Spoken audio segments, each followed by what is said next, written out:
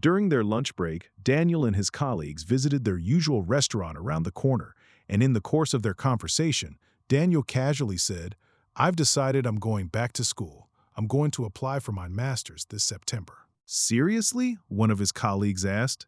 Daniel nodded. He had already picked the university. He knew the course he wanted to study. He also knew roughly how much the tuition would cost. For the rest of lunch, he talked about it.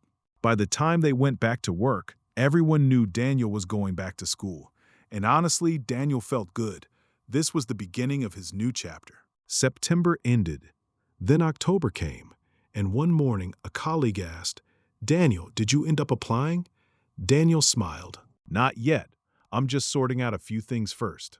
Fair enough. November came. December came. Still nothing. But Daniel kept talking about it. He was comparing programs. He was thinking about financing. He was deciding whether to study part-time or full-time. He had answers for everything, except one question.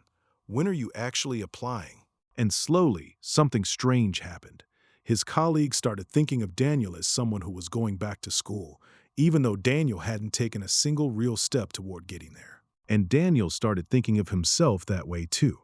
He had talked about the master's so much, told so many people about it, and imagined his life after graduation so many times that, in his mind, it almost felt like he had already done it. And that's where we get ourselves into trouble, because sometimes telling people about our plans gives us a strange feeling of progress. People encourage us, they congratulate us, they tell us we're making a good decision.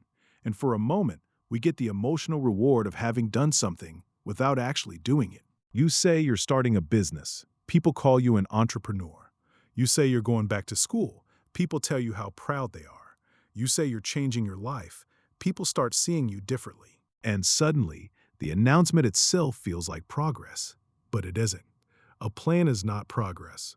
Talking about the application isn't applying. Talking about the business isn't building it. Talking about the new version of yourself isn't becoming that person. So maybe the next time you have something you genuinely want to do, don't rush to tell everyone. Keep it quiet for a while. Do the research, save the money, submit the application. Make the first uncomfortable move.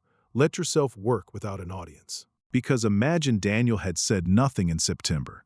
Imagine he quietly applied, quietly saved, quietly studied.